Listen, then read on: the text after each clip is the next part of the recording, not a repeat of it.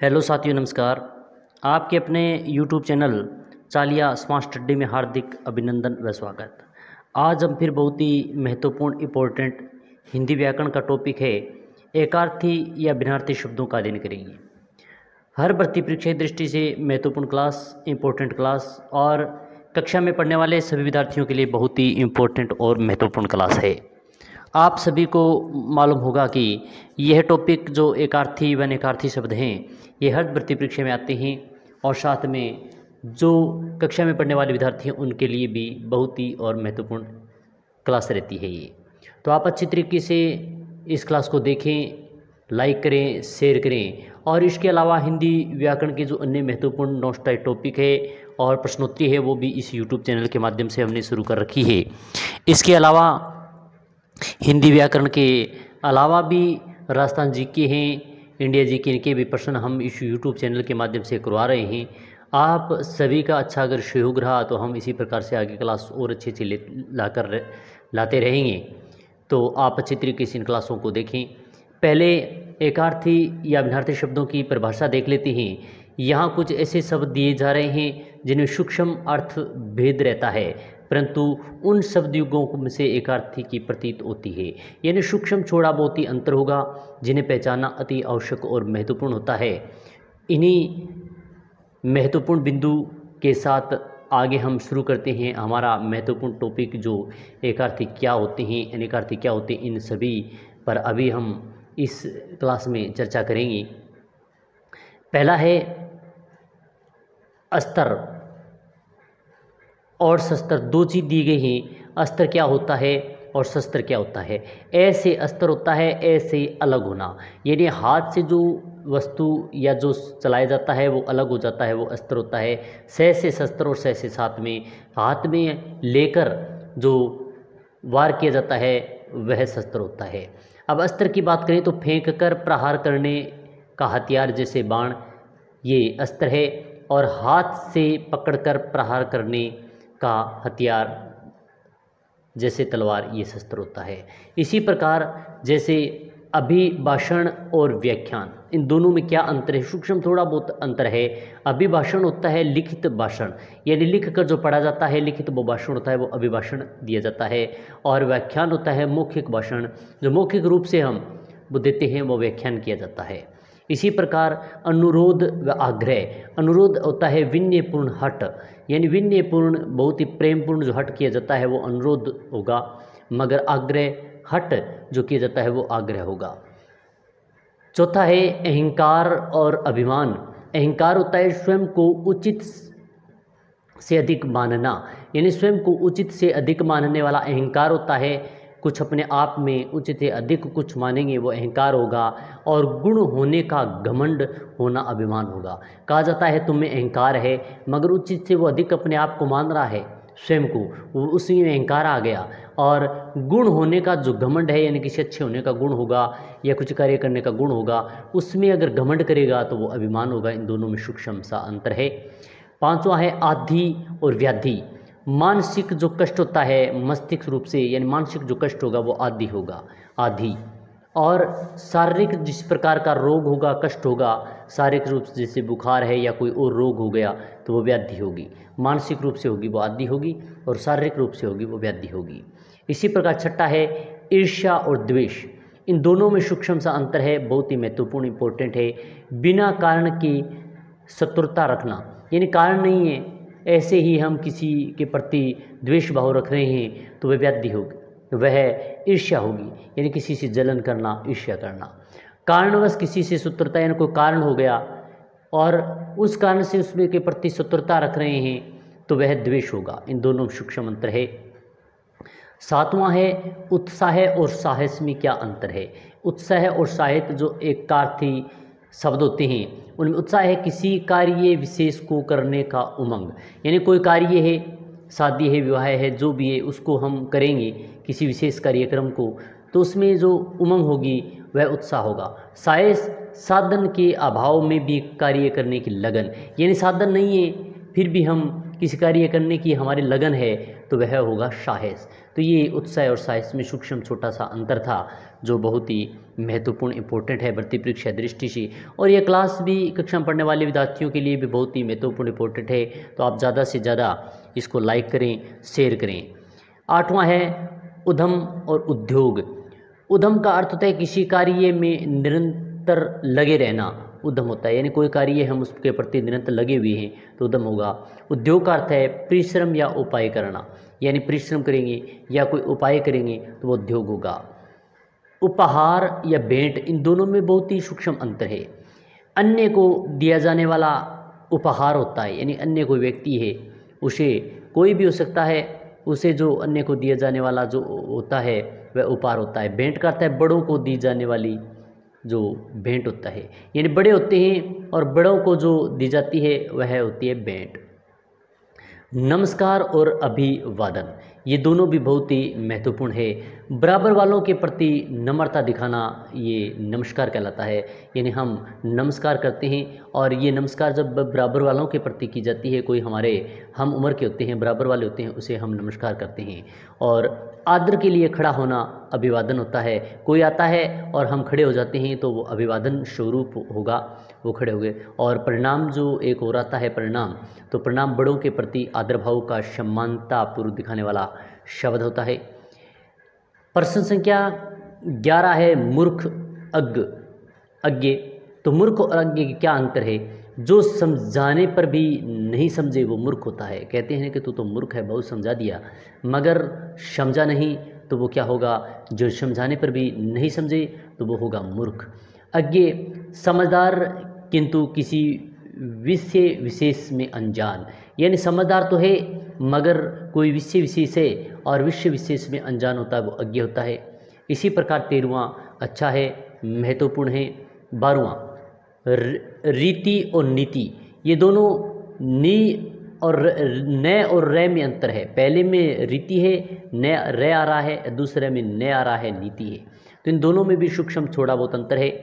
जैसे हम बात करते हैं अपने कुल या वंश में प्रचलित प्रथा होती है, वो रीति होती है। हमारा जो कुल है, समाज है और या वंश है हमारा परिवार, उसमें जो प्रचलित जो प्रथा चली आ रही है वह होगी रीति।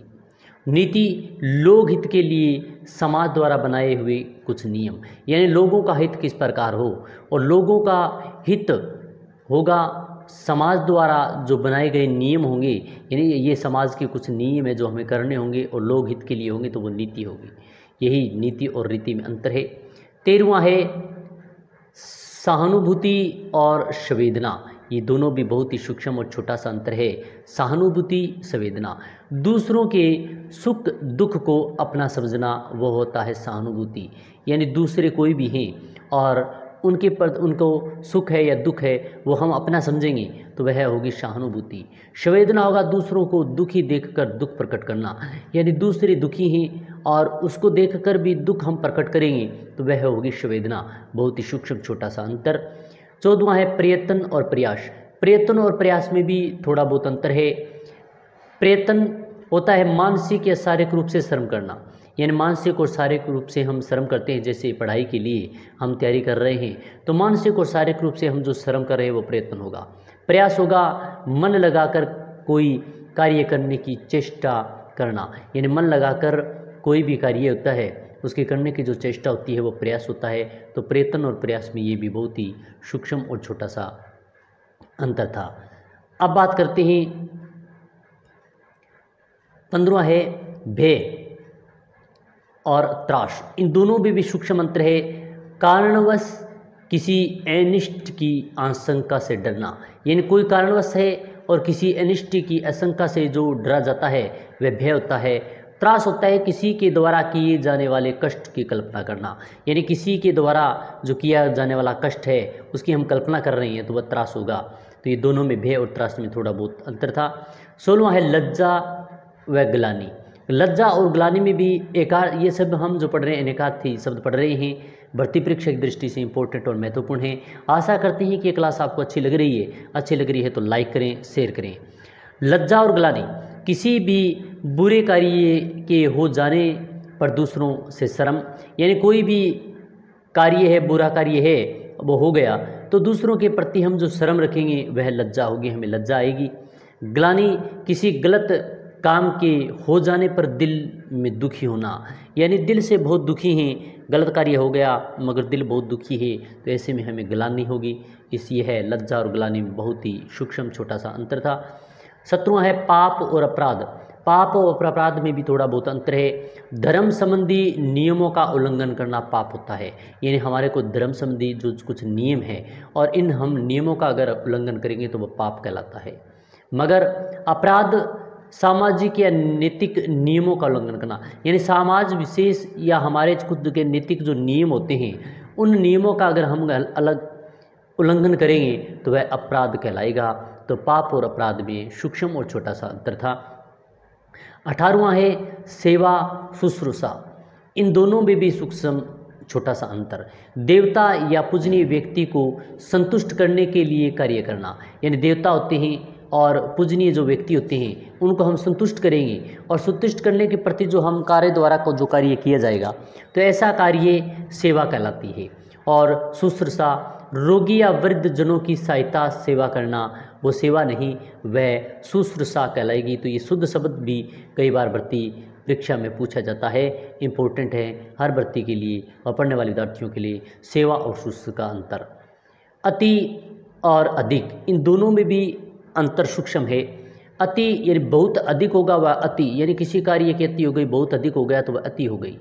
और अधिक सामान्यतः अधिक, यानी सामान्य से थोड़ा बहुत अधिक होगा तो वह अति और अधिक में अंतर है।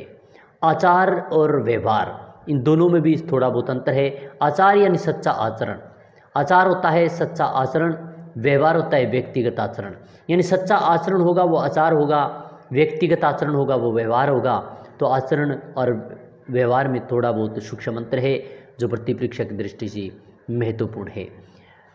इसके बाद में 21वां है महत्वपूर्ण है अवस्था और आयु। ये अवस्था और आयु भी भर्ती परीक्षा में बहुत बार पूछा जाता है। जीवन का एक भाग होगा, यानी एक भाग जीवन का कुछ थोड़ा बहुत अंश जो वह अवस्था होगी। संपूर्ण जीवन का जो समय है वह आयु, यानी आयु हम बोलते थे कितनी उम्र हो गई आयु हुई, तो वह संपूर्ण जीवन के समय के बारे में बताया जाता है। और जीवन का एक छोटा बहुत अंश जो अवस्था कहलाती है। ऐसा पूछना चाहिए कि इतनी अवस्था की हो तो वह आयु। तो संपूर्ण जीवन की का समय जो बताया जाता है, संपूर्ण जीवन में कितना समय बीत गया और कितने समय की हो गई आखिरकार, तो वह आयु हो जाती है। तो आयु और अवस्था में सूक्ष्म बहुत ही छोटा सा अंतर था। अब है 22वां अंत और इति। समाप्त व आखिरी, यानी समाप्त हो गया वह अंत हो गया। वह अति होती है विनाश या समाप्ति, यानी एक तो होता है समाप्त, अंत हो गया, आखिरी हो गया, खत्म हो गया, यह समाप्त हो गया तो वह अंत हो गया। इति हो गया विनाश या समाप्ति, सब कुछ नष्ट होना, विनाश होना, वह अति होता है। तो यह है अंत और अति में छोटा बहुत अंतर, थोड़ा बहुत अंतर, सूक्ष्म अंतर। 23वां है कष्ट व क्लेश। शारीरिक दुख कष्ट होता है, यानी शारीरिक रूप से कष्ट हैं, दुखी हैं तो वह कष्ट होगा। मानसिक रूप से दुखी हैं तो वह क्लेश होगा। यानी कैसे कहा जाते हैं कि आपस में क्लेश मत करो, तो मानसिक रूप से जो झगड़ा करना जाता है वो क्लेश होता है। और शारीरिक रूप से हम दुखी हैं किसी चीज़ के कारण तो वह कष्ट होगा। कष्ट और क्लेश में थोड़ा बहुत अंतर है। 24वां है कारण और हेतु। कारण फल का मूल रूप निमित्ति, यानी फल का जो मूल रूप क्या है, निमित्ति है, वो कारण है। और अभिप्राय या प्रयोजन होगा वह हेतु होगा। तो अभिप्राय या प्रयोजन वह हेतु होगा और फल का मूल जो रूप है वह कारण होगा। 25वां है कर्तव्य और कार्य। कर्तव्य और कार्य में भी बहुत ही छोटा सा अंतर है। नैतिक बंधन युक्त कार्य, यानी नैतिक बंधन युक्त जो कार्य होंगे, हमारे जो नैतिक नियम हैं, हमारे जो नैतिक कार्य हैं वो बंधन युक्त यानी बंधन से युक्त होंगे, वह ऐसे कार्य हैं वो हमें कर्तव्य होंगे। और कर्तव्य शुद्ध शब्द दृष्टि से भी महत्वपूर्ण है। सामान्य रूप से जो कार्य किया जाता है वो कार्य होता है, सामान्य रूप से जो काम किया जाता है वो कार्य होता है। तो हमने आज बहुत ही महत्वपूर्ण इंपॉर्टेंट 25 एकार्थी शब्दों का अध्ययन किया। इसके अलावा जो लगभग ये संपूर्ण 53 है, 53 एकार्थी जो बार बार भर्ती परीक्षा में पूछे जाते हैं, इंपॉर्टेंट हैं और भर्ती परीक्षा में आ भी रहे हैं, क्लासों में आ भी रहे हैं। तो ऐसे हम लगभग 53 का अध्ययन करेंगे। तो आज हमने 25 का दिन किया, जो भर्ती परीक्षा की दृष्टि से बहुत ही महत्वपूर्ण इंपॉर्टेंट। आशा करते हैं कि ये क्लास आपको बहुत बहुत अच्छी लगी होगी। अच्छी लगी तो लाइक करें, शेयर करें, ज़्यादा से ज़्यादा विद्यार्थियों को इन क्लासों को साथ जोड़ें।